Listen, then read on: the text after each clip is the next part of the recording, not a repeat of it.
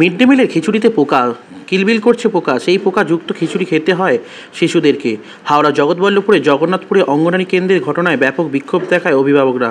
চাল রাস্তায় ফেলে বিক্ষোভ দেখায় অভিভাবকরা। খবর পেয়ে ঘটনাস্থলে ছুটে আসে জগৎবল্লভপুর থানার পুলিশ।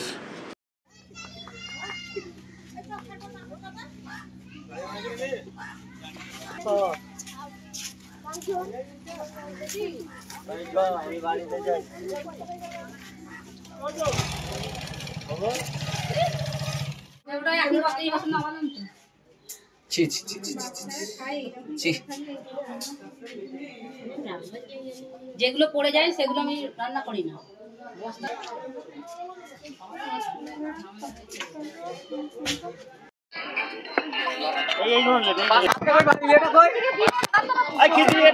বাবা কোথায় গেল? বাবা কাছে ছিল তো।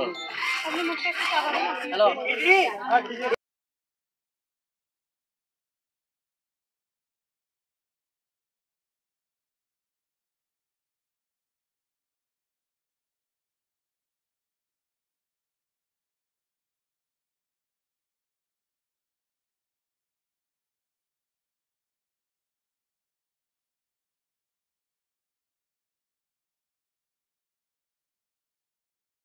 বলতে গেলে আমাকে ফোন করে ডাকা হলো, আমরা এখানে এলাম, এসে দেখছি বস্তা টাকা বের করা হলো।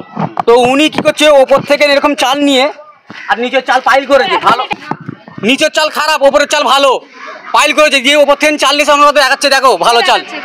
যে রান্না করে সে এসে দেখাচ্ছে। আমরা তখন মনে হয় বস্তাটা বের করতো, বস্তাটা বের করে আমি ঢেলছি, দেখছি ওপরের চাল ভালো, নিচের চাল এই গুমো আর এত বড় বড় পোকা। আপনারা দেখছেন নিশ্চয়ই খিচুড়ি রান্না হয়ে গেছে, বাড়িতে পৌঁছে দিয়েছে। রান্নার মধ্যে আমি এক্ষুনি ভিডিও বললাম, আমি ভিডিও দেখাবো। তাতেও পোকা আছে, বাচ্চারা খেয়ে হচ্ছে, পতিরাও খেয়েছে। আচ্ছা, এই খিচুড়ি খেয়ে যদি কোনো বাচ্চা অসুস্থ হয় এর দায়ী যারা রান্না করছে তাই নেবে। কি চাইছেন আপনারা? আমরা চাইছি এর প্রতিবাদ। এই চাল মানুষকে খাওয়ানো যাবে, পোকা থাকুক আর চাই নাই থাকুক, এই চালটা ভিডিও করুন, চালটা দেখান ভালো করে, এই চালটা খাওয়ানো যাবে।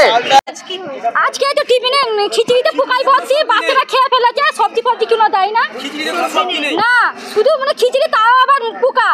আপনারা দেখেছেন? হ্যাঁ, ভিডিও করা আছে, হ্যাঁ সব পোকা, সব ঢালা হয়েছে, খেয়েও নিয়েছে বাচ্চারা।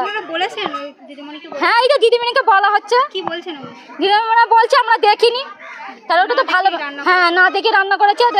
কি চাইছেন আপনারা?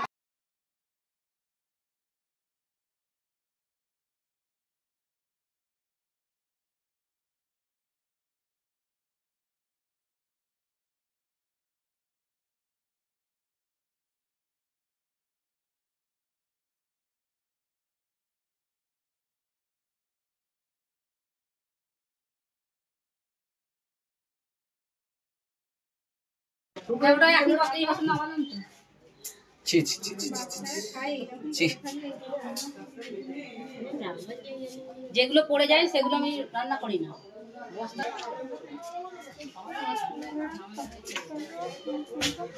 বাবা কোথায় গেল? বাবা কাছে ছিল তো। হ্যালো,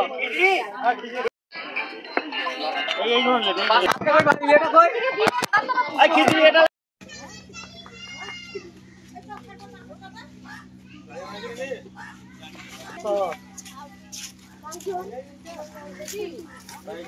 বাড়িতে যাই।